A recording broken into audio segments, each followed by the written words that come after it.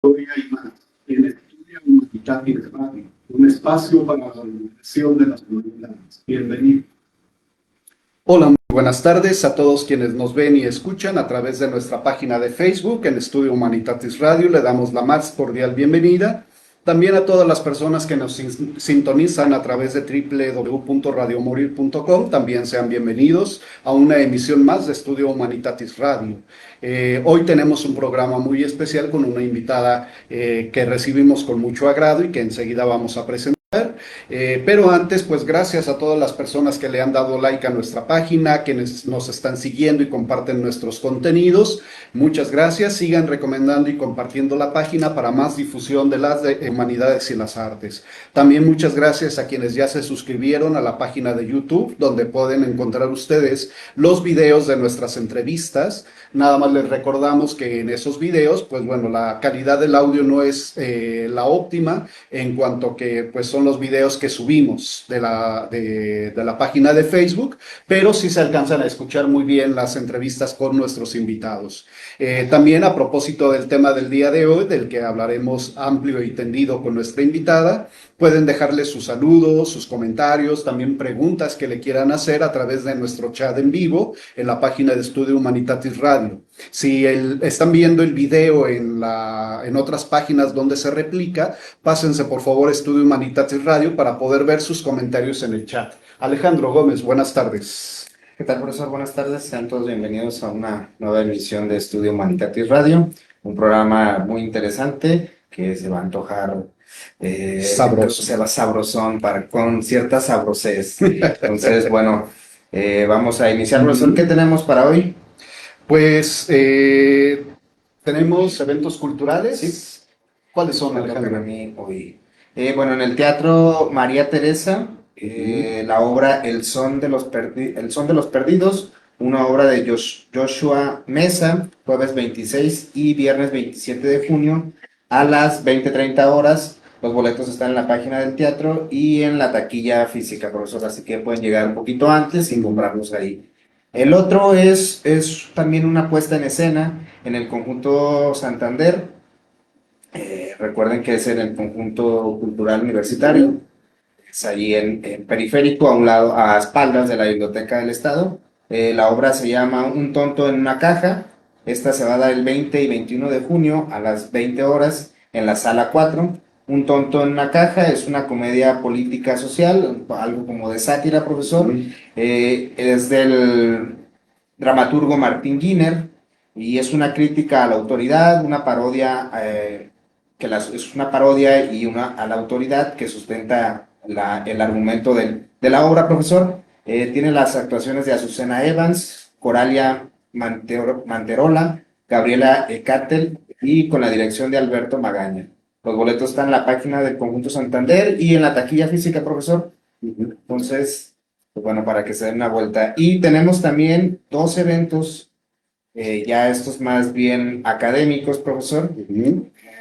Uno es el segundo coloquio estudiantil To Apeiron. Es una convocatoria para que manden para los estudiantes de filosofía, tanto de la UDG y del ITESO, para que manden alguna ponencia. Esta va a ser del 22 al 25 de septiembre, pero vamos a subir el flyer, profesor, porque además de ser una invitación para que asistan a las ponencias, es una invitación para los estudiantes de filosofía y para que manden sus ponencias. Entonces ahí vamos a subir el flyer en la página de Facebook para que se chequen ahí. Si mal no recuerdo, las ponencias, el registro de las ponencias es del 7 de mayo al 15 de agosto, profesor. Entonces, para que estén atentos. Hay tiempo todavía. Aunque el evento es del 22 al 25 de septiembre. Entonces, para que se den una vuelta, lo vamos a subir más al rato. Vamos a subir el flyer. Y el otro es anunciar el curso en línea de gestión y diseño editorial que imparte Nicolás Medina García, que ya estuvo aquí con nosotros y nos habló de la inteligencia artificial, sobre todo en la producción de textos y en las revistas electrónicas, profesor, en línea. Pues esta va a ser para gestión y diseño editorial para revistas científicas electrónicas. Este se va a impartir el 24 de junio al 11 de septiembre de 2025. Las sesiones son martes y jueves.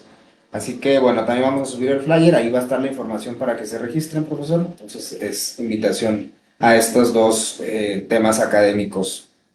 Muy bien, pues ahí está la invitación para que los tomen en cuenta si es de su interés. Y pues para continuar y a propósito del tema que nos ocupa el día de hoy, pues recordamos a un grande de la música clásica, a Ludwig van Beethoven. Nació en 1770 y murió en 1827. Fue un gran compositor, director de orquesta, pianista, profesor. Su legado musical abarca cronológicamente desde el clasicismo hasta los inicios del romanticismo, considerado como uno de los compositores más importantes en la historia de la música y pues ha influido decisivamente en la evolución de este arte a lo largo de la historia. Su producción incluye distintos tipos de géneros, desde el pianístico, música de cámara, sacra, orquestal, y pues son célebres sus sinfonías, como la novena, la quinta, aunque en lo personal la séptima sinfonía es la que más me arroba. Sí. Sí, y pues bueno, hay que acostumbrarnos o reacostumbrarnos un poquito a oír esa belleza de música. Y a propósito, perdón, precisamente de este tema, sobre música, contamos con la presencia muy grata de Sofía Meléndez Gutiérrez. Ella es profesora asociada en la Universidad de Guadalajara. Sus áreas de especialización son la metafísica, la filosofía de las matemáticas, la lógica filosófica y la filosofía de la música. Entre septiembre del 2023 y febrero de este año fue investigadora postdoctoral en el Instituto de Investigaciones Filosóficas de la UNAM. Es doctora y maestra en filosofía por la Universidad de Cambridge, en Reino Unido, licenciada en filosofía por la UDG. Ha impartido cursos a nivel licenciatura y posgrado en nuestra misma casa de estudio, en la Universidad de Cambridge, en la UNAM, y ha publicado en distintas revistas académicas. Por ejemplo, en The British Journal of Aesthetics y en filosofía. Y pues bueno, ha trabajado en el King's College de London, en la Universidad de Estocolmo, en Utrecht y en la Universidad Pontificia Católica de Chile, entre otras instituciones. Doctora Sofía Meléndez, bienvenida, buenas tardes. Muchísimas muchas gracias por la invitación y bueno, también muchas gracias a todos los que nos están escuchando ahora. Muy bien, pues de entrada ya le dejan saludos. Carlos Sánchez manda un fuerte saludo. Karime OR, que también ya es una radio ciberescucha muy asidua, nos manda también saludos a todos. Y pues recuerden, pueden dejarle saludos, preguntas a nuestra invitada sobre el tema del que vamos a hablar el día de hoy. Y a propósito entonces de filosofía de la música, ¿nos podría platicar muy brevemente cómo fue que se interesó en este tema y desde qué línea de investigación desarrolla el tema de filosofía de la música? Sí, claro. Bueno, yo trabajo este tema desde la filosofía analítica, que bueno, pues es una de las grandes tradiciones que existen ahora en filosofía. Y llegué al área de la filosofía de la música cuando estaba haciendo mi maestría. Yo entré a la maestría pensando que me iba a dedicar a la epistemología y tuve ahí, a mitad de la maestría, una crisis por una variedad de razones, una crisis casi existencial. Y bueno, tuve que replantearme, ¿no? Si realmente quería dedicarme a la epistemología o a otras cosas. Y bueno, en esa pregunta que me estaba haciendo de más o menos hacia dónde moverme, se me ocurrió que podía hacer pues la filosofía de la música, porque antes de entrar yo a la licenciatura en filosofía en la UDG, estuve varios años estudiando en el departamento de música de la misma Universidad de Guadalajara. Y bueno, en este departamento a los estudiantes nos dan una formación teórica pues muy, muy, muy sólida. Y entonces, bueno, yo sentía que yo tenía herramientas teóricas, ¿no? En música que podían ayudarme a lo mejor a abordar de manera pues adecuada problemas filosóficos. Y entonces me puse a investigar, ¿no? Qué problemas había por ahí en la filosofía de la música analítica en ese momento. Y me llamó mucho la atención específicamente el problema de la ontología de las composiciones musicales, del que pues me puedo ir extendiendo a lo largo del episodio de hoy. Que pues básicamente el problema de qué clase de objetos son las composiciones musicales, ¿no? Parece claro que las ejecuciones de estas composiciones, ¿no? Cuando vamos, por ejemplo, al teatro y escuchamos una orquesta tocando, por ejemplo, la séptima sinfonía de Beethoven, ¿no? Pues sabemos qué clase de objeto es ese. Tenemos un evento, ¿no? Un momento del tiempo en donde un montón de personas que están tocando sus instrumentos, y lo que nosotros hacemos para percibir ese objeto pues estético que estamos percibiendo, pues simplemente sentarnos ahí y recibir con nuestros órganos auditivos ¿no? Pues los sonidos que están produciendo esos músicos. Pero esa es la ejecución, las composiciones, la sinfonía como tal, pues es un objeto ontológicamente enigmático, ¿no? Porque no es un objeto que podamos aparentemente tocar o encontrarnos, ver, toparnos ahí frente a nosotros, ¿no? Entonces, bueno, ese problema me llamó mucho la atención y desde entonces he estado ahí trabajando. No es el área en la que más trabajo, pero sí he estado desde entonces trabajando por ahí. Muy bien. Y bueno, al menos comentábamos fuera del aire que al menos para mí, para Alejandro Gómez, pues ha sido como que novedoso enterarnos precisamente de este tema, porque hemos tenido músicos que han platicado ya con nosotros y desde la ética de la enseñanza, de la didáctica de la música, un poquito también desde la misma ejecución precisamente de la música, pero no habíamos topado precisamente con una perspectiva como la que usted nos acaba de enunciar. Y creo que sí es una cuestión verdaderamente entre mistérica y a la vez interesante, porque por un lado sí está la ejecución, pero cuando uno luego va y ve las partituras, uno dice, bueno, la partitura es la música en sí, que es qué estatus ontológico tiene entonces la música cuando no es ni toda ella la partitura, pero no es toda ella a la vez a lo mejor la ejecución, sino que hay otro componente y generalmente se suele pensar también en la música más desde el espectador y el placer estético que genera en ¿no? Pero bueno, ya nos platicará un poquito más adelante sobre esto, aunque para algunos nos es familiar un poquito para aterrizar esto de filosofía analítica, si nos puede platicar un poco, pues, qué es esta perspectiva, esta vertiente en la filosofía, porque para algunos a lo mejor nos es muy familiar el término porque más o menos lo escuchamos, pero para nuestros radiociberescuchas que dicen, filosofía analítica, pues, ¿qué significa? ¿Qué es? Por favor. Sí, claro. Bueno, es una tradición filosófica. Es difícil, relativamente difícil definir qué exactamente la caracteriza por contraste con otras tradiciones o escuelas. Yo creo que la caracteriza una serie de métodos. Sí, creo que no un método súper claro y definido, por supuesto, pero sí que es metodológica, vamos, eso que la hace distinta de otras tradiciones. Y bueno, es una tradición que se identifica que surgió más o menos a finales del siglo XIX y principios del XX con filósofos como Frege, por ejemplo, y también varios filósofos que estaban trabajando en Cambridge a principios del siglo XX, como Russell. Y bueno, el método que digo que me parece que es característico de esta tradición, pues tiene que ver como con un interés peculiar. No es un interés único, por supuesto. Cualquier tradición filosófica puede tener un interés en esto que voy a decir ahora, pero creo que en la filosofía analítica es peculiar el interés en la argumentación. Básicamente.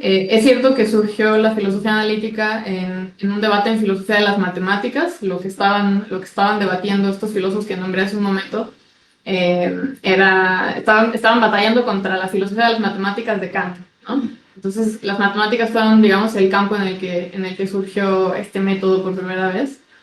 Por lo menos así nos lo cuenta la historia, ¿no? Lo que sabemos de la historia. Pero bueno, ahora este método se ha extendido a prácticamente todas las áreas de la filosofía, ¿no? La filosofía analítica no está restringida nada más a ciertas ramas. Hay pues estética, analítica, ética, filosofía política, toda clase de cosas, ¿no? Y bueno, como surgió en el área de la filosofía de las matemáticas, suele asociársela mucho como con el uso de recursos técnicos y formales. Pero bueno, la verdad es que esos recursos están como muy limitados a las áreas de la filosofía en que vienen al caso, como por supuesto es la filosofía de las matemáticas, ¿no? Pero no son recursos que se usan en todas las ramas de la filosofía analítica. Y bueno, eso, lo que sí creo que es más o menos característico, por supuesto los bordes no son vagos, pues difusos, pero sí creo que lo que la caracteriza es un interés muy, muy particular en una argumentación como muy sistemática y rigurosa. Y también un interés también como en la sistematicidad y la rigurosidad conceptual, ¿no? Hay como un cuerpo de conceptos muy claro y muy sistemático pues para todos los que trabajamos dentro de esta tradición. Y también que funciona un poco a la manera de un poco, creo que se tiende a buscar, por lo menos, bueno, creo que varios filósofos analíticos tienden un poco a buscar que la filosofía analítica funcione un poco a la manera de la ciencia, ¿no? La idea es que tenemos problemas, tenemos enigmas, preguntas, y entonces hay que buscar soluciones, se proponen teorías, se proponen tesis, y luego se ponen a prueba, ¿no? Otros filósofos pues van encontrando problemas dentro de esas teorías, objeciones, etcétera, y bueno, luego se contestan las objeciones, etcétera, etcétera, ¿no? Es más o menos la manera en la que opera la construcción de conocimiento en la filosofía analítica, supuestamente, por lo menos. Bien, interesante. Y bueno, antes de darle la palabra a Alejandro, bueno, los que tuvimos o hemos tenido un acercamiento, aunque no sea mucho nuestra línea de investigación, con la filosofía analítica, a propósito de lo que decía de su interés en la argumentación, pues la hemos encontrado más bien como vinculada a estudios de filosofía del lenguaje, a cuestión de depuración de conceptual, depuración de las formas del lenguaje, sobre todo cuando refieren a el lenguaje de la ciencia, el lenguaje de la filosofía. ¿Cómo conecta esto con los estudios sobre música y sobre todo, si pudiera platicarnos un poquito sobre el tema que está trabajando en ontología de la composición? Pues bueno, ¿cómo se aplicaría entonces esto de la filosofía analítica ya específicamente al tema de la ontología de la composición? Sí, bueno, creo que el tipo de enigma que plantean las composiciones musicales es un tipo de enigma muy similar a otros con los que se encuentran con frecuencia los filósofos analíticos por preguntarse las cosas como lo hacen, ¿no? Que es, ¿qué clase de entidad es esta? Tenemos esta cosa aquí, hay una cosa de la que hablamos, con la que nos relacionamos, de la que decimos un montón de cosas, pero no está nada claro qué clase de cosa es. Y entonces surge esta pregunta ontológica de, bueno, ¿y eso qué es? Y a veces esas preguntas son tan desconcertantes que incluso nos planteamos la pregunta de si esas cosas realmente existen, ¿no? Un ejemplo clasiquísimo de esto en filosofía analítica pues son los objetos matemáticos, como los números y los conjuntos, ¿no? Este tipo de objetos plantean esa pregunta. Todo el tiempo hablamos de números en la vida cotidiana, también cuando hacemos ciencia hablamos de números y de objetos matemáticos todo el tiempo, pero cuando nos preguntamos qué clase de cosas son, pues se vuelve claramente desconcertante la pregunta, ¿no? Y es tan desconcertante que incluso a veces algunos pues, llegan a plantearse, ¿no? De hecho muchos llegan a plantearse la posibilidad de que ni siquiera existan esos objetos, ¿no? Dado que si existieran serían como sumamente extraños y desconcertantes, y ese tipo de situaciones se repite con mucha regularidad en la metafísica analítica, ¿no?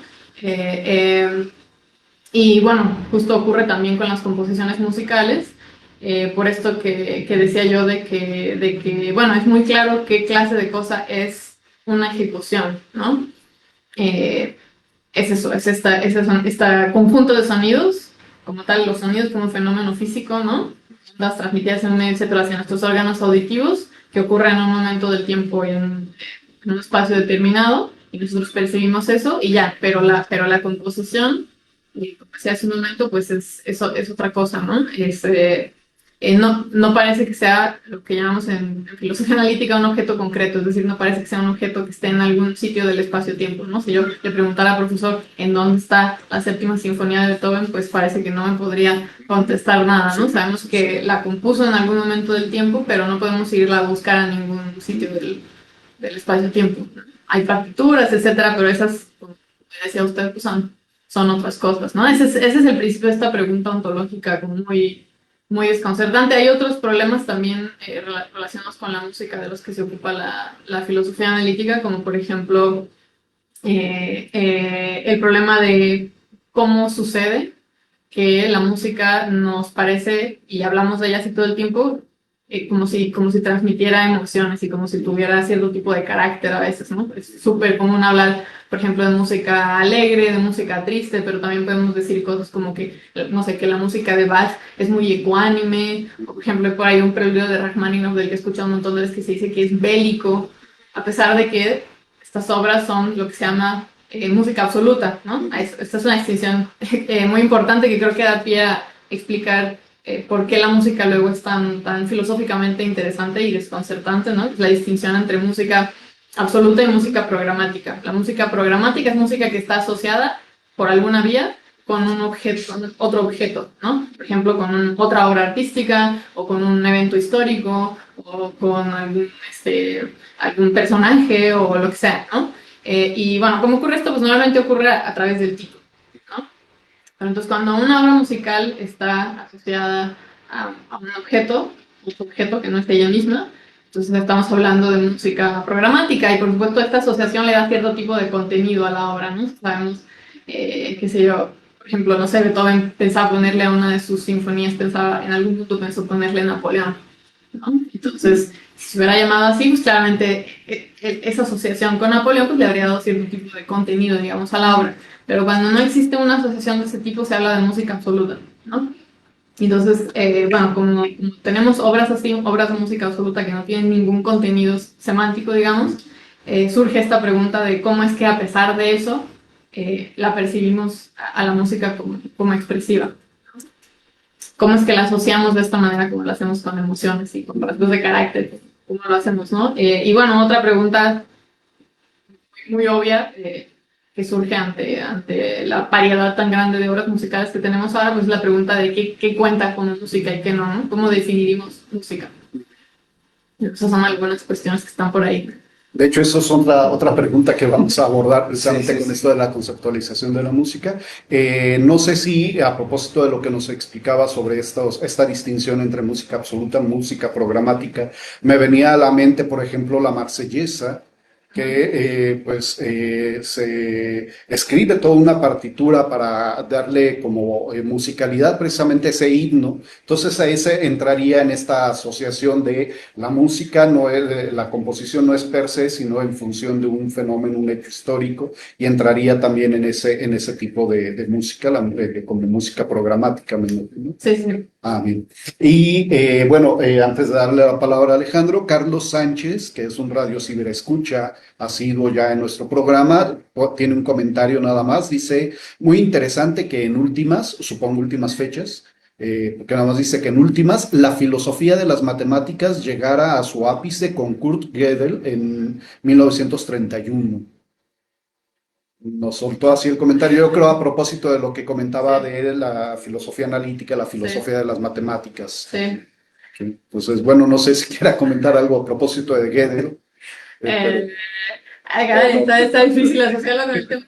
Lo único que comentaría es, no, de hecho han pasado varias cosas muy interesantes en la filosofía digo, por supuesto es un parteaguas sin par, ¿no? Lo que hizo ese Gödel, pero sí hay varias cosas todavía que ocurrieron después de sumamente interesantes, digo, para invitar a la persona que nos escribe a que le busque por ahí, porque hay muchísimo más. De hecho, vamos a hablar con Carlos Sánchez, lo tenemos programado también para platicar con él la próxima semana sobre Gödel, quiere hablar sobre el teorema de Gödel, entonces será interesante escucharlo. Alejandro. Bueno, para quienes comienzan a sintonizarnos, estamos charlando con Sofía Meléndez Gutiérrez. Estamos hablando de filosofía de la música desde la filosofía analítica. Claro. Ya tuvimos una pequeña charla de eso, de iniciar al aire.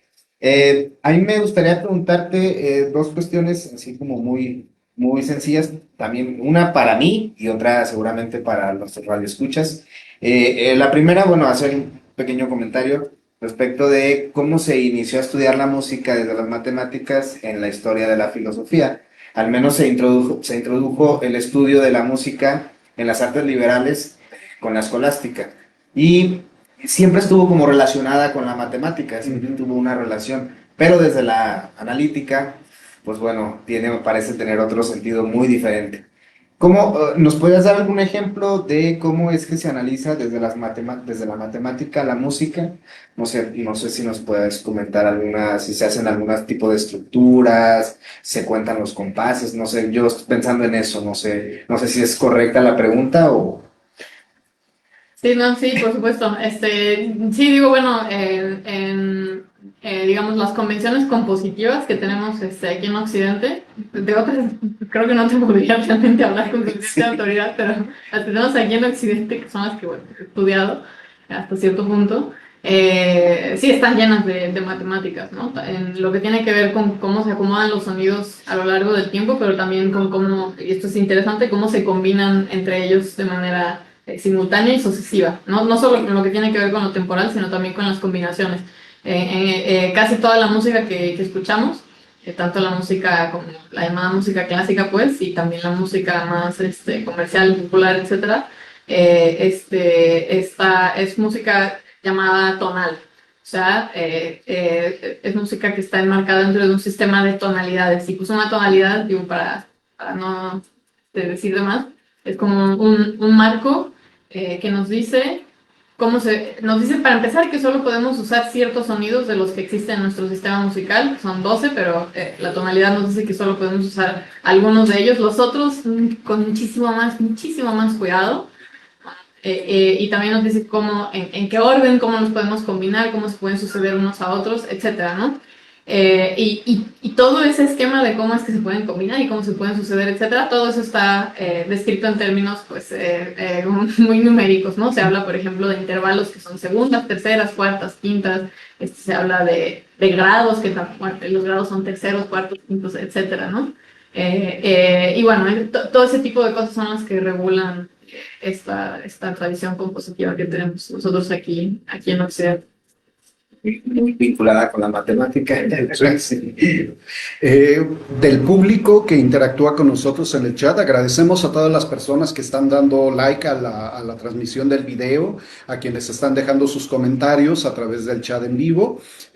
José Luis Martínez plantea una pregunta, es algo extensa, pero igual la voy a leer así tal cual está en el chat. Dice, ¿no existe cierto contenido en la atención tonal que se desarrolla en el siglo XIX y que permite... Ay, perdón, es que entró otro comentario y se subió la pantalla, voy a repetir. No existe cierto contenido en la atención tonal que se desarrolla en el siglo XIX y que permite esas asociaciones técnicas y formales, y la cual termina colapsando al final del mismo siglo. Cierto contenido, caray, estoy muy segura de entender la pregunta, pero me imagino que se está refiriendo al momento en donde, bueno, en la historia de la música, en donde este sistema al que acabo de referirme de la tonalidad empezó a ser abandonado, ¿no? Por algunos compositores, empezaron a decidir pues componer fuera de ese sistema, música ya no tonal, sino atonal. No son las fechas en las que ocurrió. Digo, tristemente como que no pegó, ¿no? Esa idea. La mayoría de la música que se produce sigue siendo tonal. Es muy interesante la música atonal, pero la idea del contenido como que no me quedó muy clara la pregunta. Bueno, a lo mejor nuestro radio ciberescucha, José Luis Martínez, a lo mejor si nos puede precisar un poquito más el enunciado de la pregunta. Mientras Keila Carrasco, que es una radio ciberescucha ya también muy habitual en nuestros programas, nos dice saludos a todos, un gran tema. Me surge un comentario. Dice, ¿es posible una comprensión plena de la música si se reduce su valor estético a estructuras formales o propiedades sonoras? Y en es que van entrando likes y se mueve la página. Y en ese sentido, a propósito de mencionar la filosofía analítica, ¿puede esta filosofía analítica realmente dar cuenta del carácter, fenomenológico, corporal o espiritual de la música, o reduce su complejidad a categorías conceptuales? Saludos y felicidades al expositor. Muchas gracias, qué buena pregunta.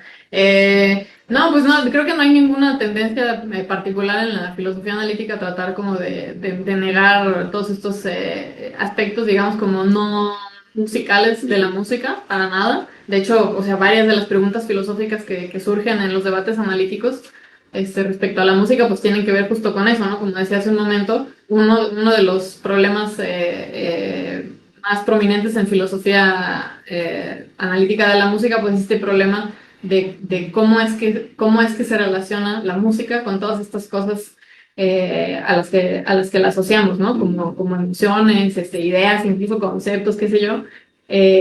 ¿Cómo es que sucede eso, dado que la asociación no es explícita en la música absoluta como lo es en la programática, ¿no?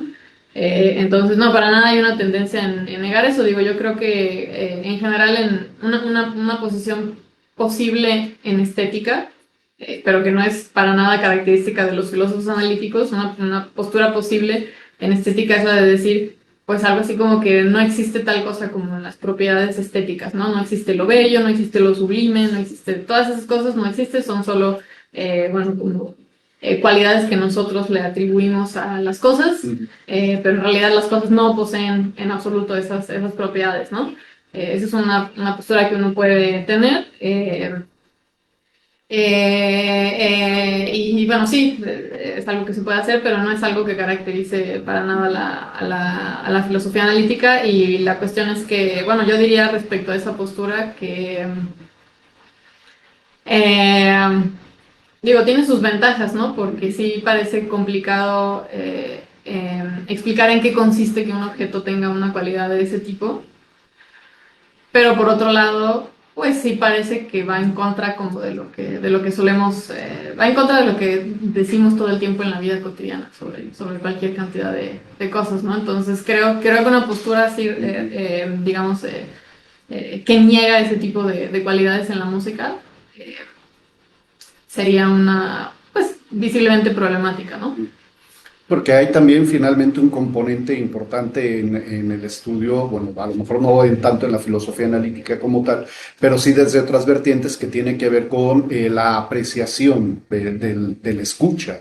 Y precisamente cuando nos hablaba hace unos minutos acerca de estas cualidades que se suelen atribuir, por eso de repente podemos tener juicios muy dispares respecto de una misma obra al momento de escucharla. A quienes, por ejemplo, la séptima sinfonía de Beethoven, sobre todo ciertos movimientos, pues les evoca una reacción espiritual como de más solemnidad, más recogimiento, más interiorización. Pues a lo mejor otros la ven de otra manera y dicen, no, es que esta obra no me evoca nada o me hace evocar algo totalmente distinto al recogimiento y tiene que ver un poco con la cuestión de la percepción. Perdón, antes de cederle la palabra a Alejandro, Armando Lavalle dice, ¿cuál sería la posición filosófica que Sofía cree es la mejor para explicar la ontología de las obras musicales?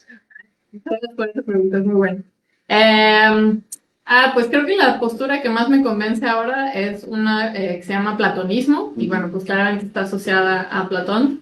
Como bueno, supongo que algunos de nuestros escuchas saben, Platón tenía una teoría por la que más se lo conoce, que es la teoría de las formas, ¿no? Y bueno, él decía que además de todas estas cosas sensibles que nos rodean, concretas, como decía hace rato, o sea, cosas que están en el espacio-tiempo, además de todas esas cosas hay formas que son completamente distintas, son entidades que existen, sí, pero no están en el espacio-tiempo.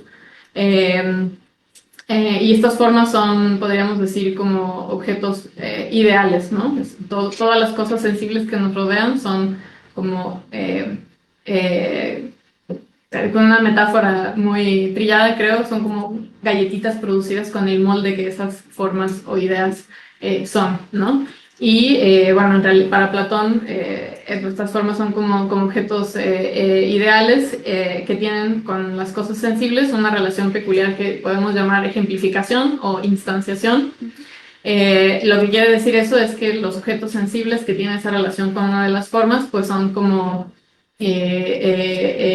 digamos, objetos en los que ocurre la forma, ¿no? Por ejemplo, la forma del tigre, qué sé yo, es una especie de tigre ideal, y entonces cada tigre es un objeto en el que esa forma ocurre, y ser tigre ocurre en cada tigre concreto, ¿no?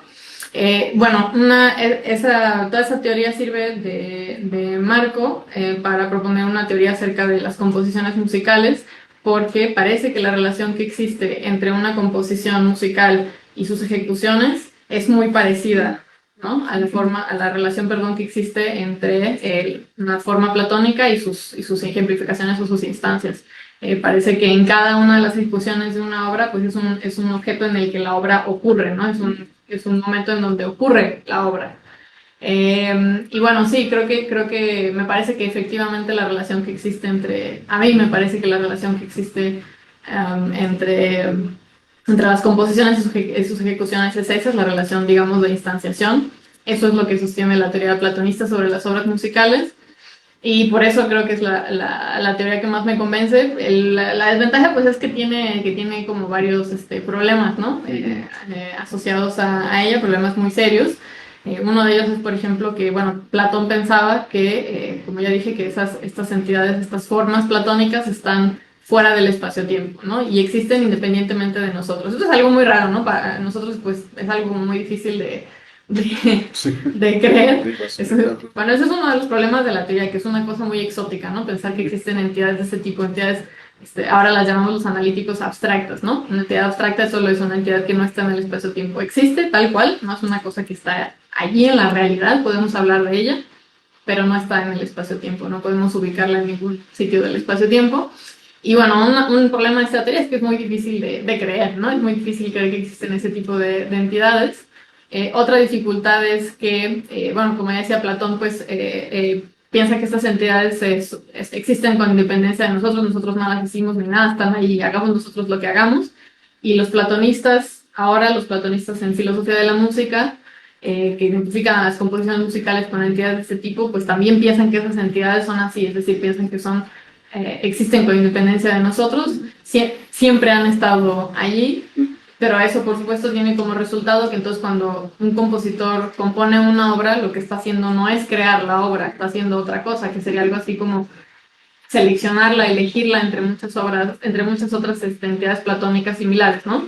Y entonces, pues, podríamos considerar que el acto que lleva a cabo el compositor es un acto creativo, ¿sí? Pero no creador, no trae a la existencia la obra, digamos. Esos son los problemas que surgen con el platonismo. A mí es el que me pone más mal, me parece un problema terrible. No sé cómo se pueda resolver. Y el otro problema, y bueno, y el otro problema que surge, que ese me parece que sí se puede solucionar de manera relativamente sencilla, es el problema de que, bueno, pues todos sabemos, creo, que nuestros órganos auditivos funcionan percibiendo del ambiente fenómenos físicos que son pues, los sonidos, son ondas como tal que entran a nuestros canales auditivos, estimulan nuestros órganos auditivos, etcétera, ¿no? Entonces, la pregunta surge de cómo podríamos escuchar composiciones musicales, ¿no? Es lo que hacemos, ¿no? Parece, pero ¿cómo podríamos hacer eso si ocurre que estas composiciones son objetos abstractos, objetos que no se parecen en nada a ondas de sonido que están en el medio, ¿no? Ese es el otro problema que surge por ahí.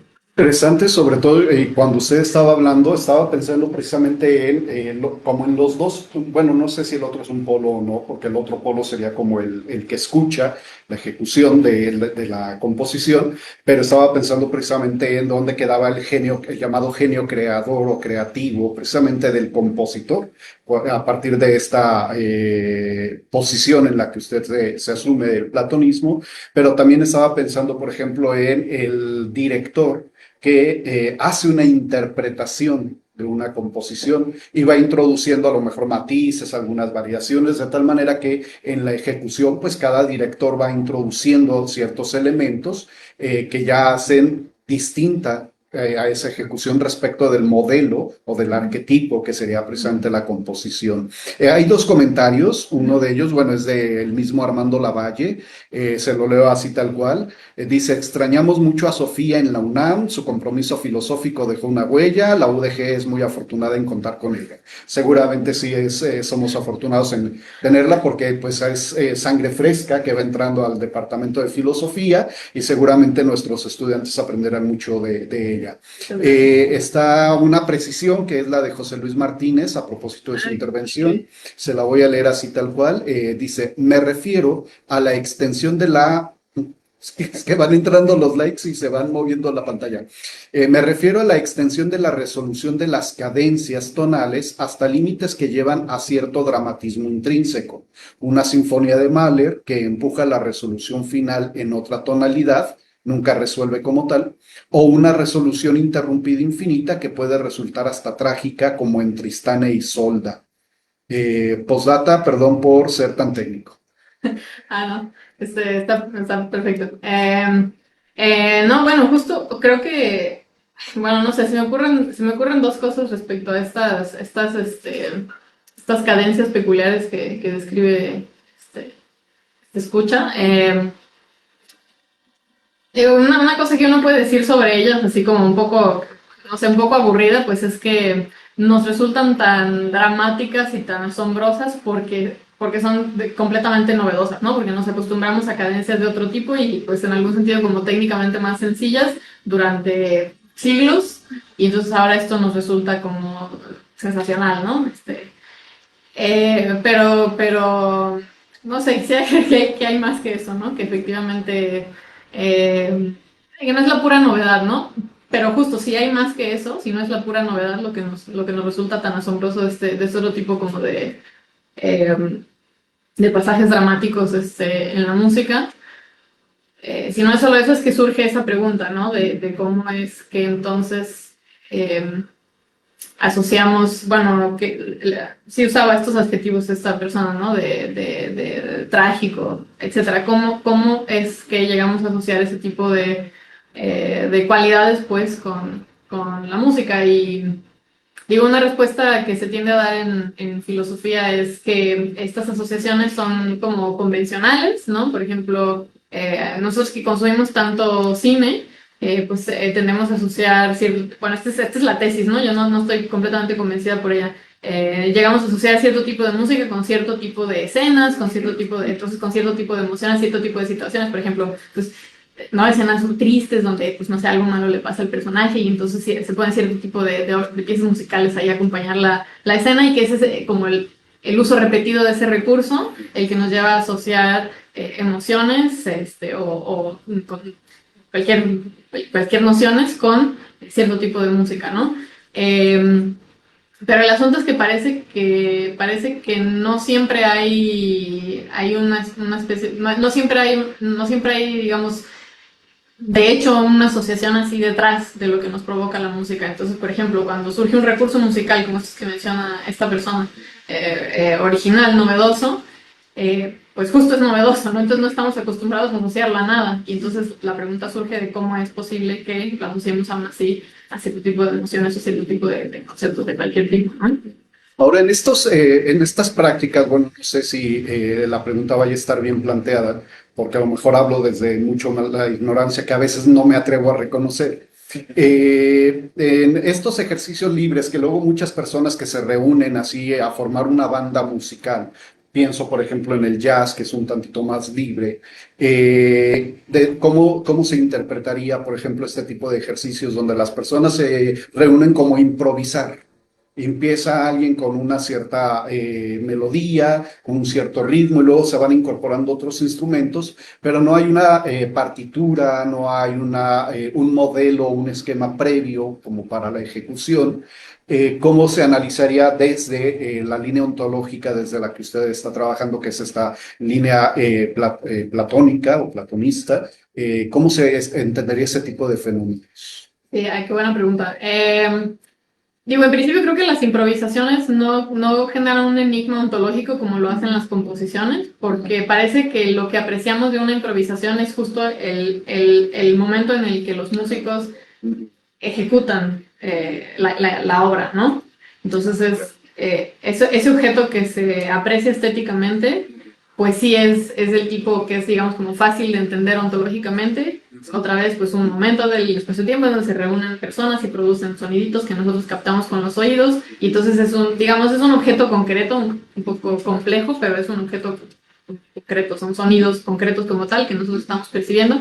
Y eso es lo que se aprecia. Se aprecia estéticamente, por supuesto, la cantidad brutal de capacidades técnicas, instrumentísticas, etcétera, que tienen que tener los músicos para generar una improvisación. Pero el objeto, digamos, el producto, pues, de todas esas habilidades que admiramos, pues sí es una cadenita de sonidos que percibimos con nuestros oídos. Y entonces las improvisaciones, por eso es que no resultan ontológicamente misteriosas como las composiciones. Las que son misteriosas son estas obras que parece que podemos ejecutar múltiples veces, ¿no? Es a lo que me he estado refiriendo con composición. Digo, en teoría, pues supongo que alguien podría, digamos, improvisar una cosa y después, pues qué sé yo, transcribirla de alguna manera o memorizarla y luego volverla a ejecutar, ¿no? Y entonces si hiciera eso, pues habría transformado una improvisación en una composición y entonces la composición se volvería otra vez un objeto misterioso. Pero en el caso de este tipo de prácticas más de improvisación, pues sería muy raro que alguien hiciera algo así y en dado caso, pues a lo mejor ya pasaría, como usted bien dice, a hacer otra cosa, ¿no? O incluso podría cuestionar si se puede considerar una obra. Ajá. Supongo que cuando hablamos de una obra hablamos de algo concreto, una composición escrita que pueda reproducirse muchas veces. Este más bien parece un fenómeno que existe ahí y cuando termina tiene su fin, cuando dejan de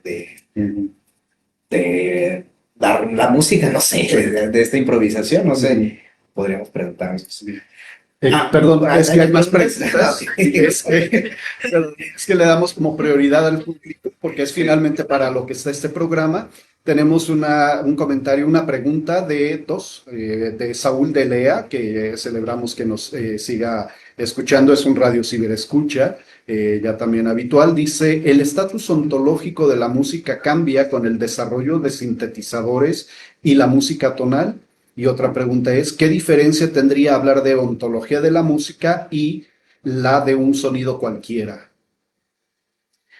Ok, a ver, la primera, en principio creería que no, que por más que, digamos, diversifiquemos nuestras herramientas para hacer música, uno sigue pudiendo pensar en que siempre que digo, se haga música como con la idea de generar una composición y no, por ejemplo, como decíamos, una improvisación, no importa qué clase de recursos usemos para producir esta composición, pues la composición va a implicar ese mismo misterio ontológico, ¿no? Esa cosa que podemos ejecutar varias veces, que es...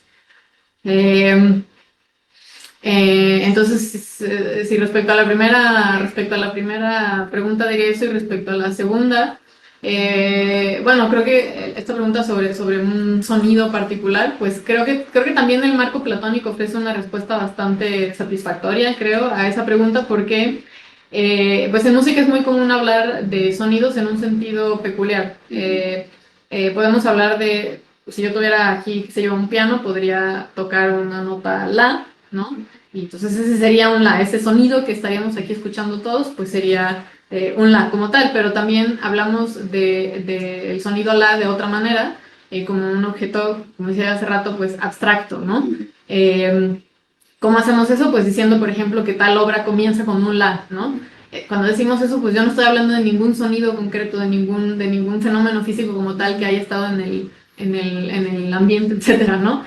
Y sin embargo, podemos atribuirle a una composición esa propiedad de empezar con un la, y entonces ese la habría que preguntarnos, pues, bueno, ¿qué clase de objeto es? Entonces sí, ese sonido particular basta para generar un enigma ontológico como el que generan las obras musicales, y yo decía que creo que el marco platónico sirve para responder a esa pregunta también, porque pues también podemos decir que ese la con el que decimos que empieza la composición como tal, pues también es una entidad platónica, ¿no? Es una entidad, bueno, es una palabra muy, muy útil que usó todo el profesor, la de arquetipo. Sí. Es decir, que ese la con el que empieza la composición es un arquetipo y cada vez que le damos a la tecla la en el piano estamos produciendo una instancia, ¿no?, de ese arquetipo. Esa instanciación no importaría en el momento concreto de su realización o ejecución si fuese de un piano, de una cuerda de guitarra, de una trompeta, etcétera, porque sería ya una cuestión distinta respecto del arquetipo.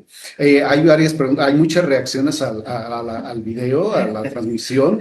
Joaquín Rodríguez, un radio ciberescucha y además nuestro padrino del programa, a quien enviamos un cordial saludo, dice lo siguiente: sí está un poco extraño eso de que la obra musical sería seleccionada y no creada de entre la totalidad de obras, como si todo lo posible ya existiera efectivamente. Y viene una pregunta: ¿se puede defender una postura platónica sin llegar a esa consecuencia algo incómoda?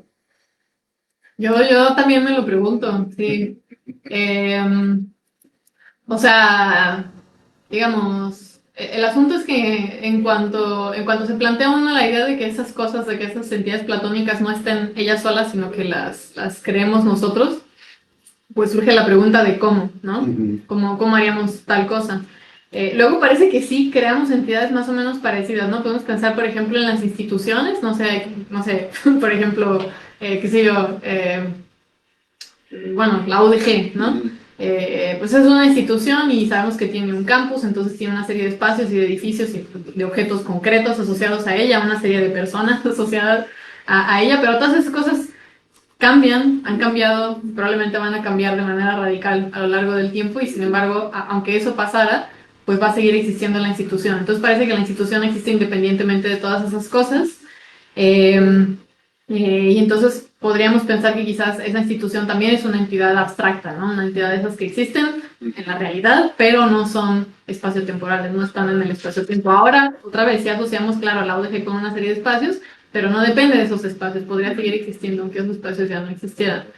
Entonces, por eso podríamos pensar que quizás una institución también se trata de una entidad abstracta y que sí, que la generamos de alguna manera nosotros, pues llevando a cabo una serie de convenciones y demás, ¿no? Entonces, sí, a lo mejor es posible que por ahí haya un camino para plantearnos que quizás las entidades platónicas con las que estamos ahora identificando las obras musicales fueran creadas también, quizás. Sí, es una, no sé, creo que es algo que no está como muy discutido ahora en la literatura relevante, pero quizás vale la pena explorarlo. Solo que sí es muy desconcertante la pregunta de cómo exactamente llevamos eso a cabo, ¿no? De crear una. Pues parece que creamos cosas así cuando hacemos cosas con las manitas, ¿no?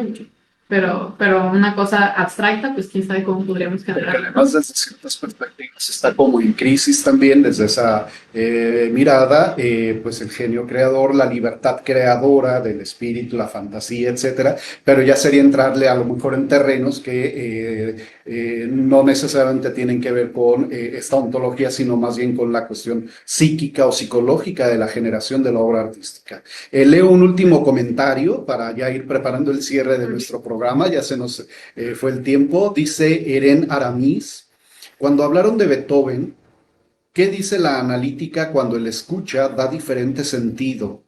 Por ejemplo, cuando se escucha la novena sinfonía, podemos asociarla con la ultraviolencia de la naranja mecánica, que era lo que usted nos explicaba de cómo asociamos pues, ciertas imágenes visuales o escenas a la música y de repente evocamos eso, pero también con momentos solemnes. Esa ambivalencia, dice, es interesante y en algún momento perturbador. Es decir, algo ahí reconoceríamos hasta encontrarnos. Sí, sí, bueno, justo el hecho de que también varíen tanto nuestros juicios como estéticos, respecto a la música y respecto al arte en general y las cosas en general, es una de las razones por las que uno podría llegar a tener esta postura que yo mencionaba hace rato, eliminativista respecto a las cualidades estéticas. No es una de las razones por las cuales podríamos pensar que quizás las cualidades estéticas pues en realidad no existen, son solo cosas que nosotros nos imaginamos que están en las cosas, ¿no? El hecho de que nuestros juicios al respecto varíen tanto. Entonces, pues digo, una explicación posible a este fenómeno de que nuestros juicios varían tanto, pues es esa, que en realidad pues no están en las cosas, esas cualidades están en nosotros, y entonces depende de nosotros qué clase de, qué sé yo, asociaciones personales tengamos con las cosas, es que las percibimos de una manera u otra, y otra explicación posible pues es que digamos que las cosas sí tienen ciertas cualidades estéticas y unas personas las perciben bien y otras no, y otras se equivocan. Entonces unos de estos juicios estarían equivocados. También eso por supuesto suena bastante problemático, pero... Para ir perfilando el cierre, profesor, nada más una pregunta ya, así como que... Sobre todo porque vi que había muchas reacciones y muchas preguntas del público. Ajá.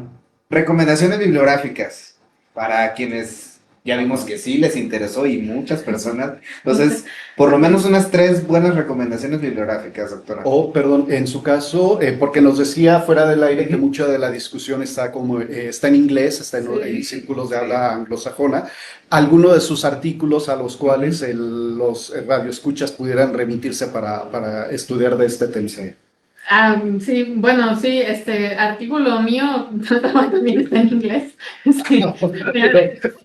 No, digo, sería mejor que cualquiera de nosotros escuchas lo leyera, por supuesto, para mí. Si buscan mi nombre en internet, aparecen, hay varios sitios como Google Scholar y demás donde se puede descargar así directamente sin ningún problema el artículo.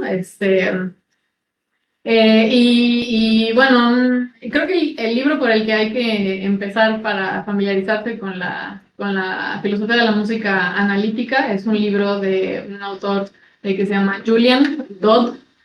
Do del apellido es de dedo, O, D, dos Ds al final.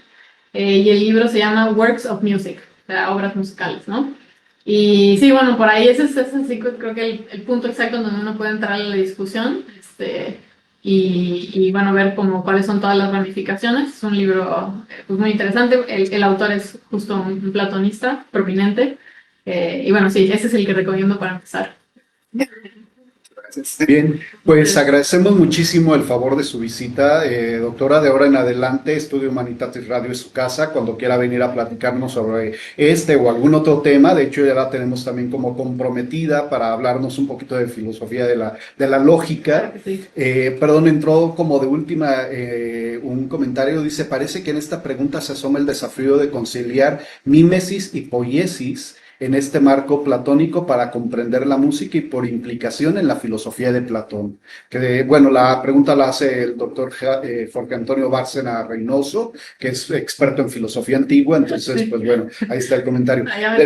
Reiteramos entonces la invitación para que en próximos programas nos pueda volver a visitar. A todas las personas que compartieron el video, a quienes nos siguieron a través de la transmisión en vivo y todos los que le dieron like, muchísimas gracias. Esto fue Estudio Humanitatis Radio, un programa para la divulgación de las humanidades y las artes. Hasta la próxima. Muchísimas gracias.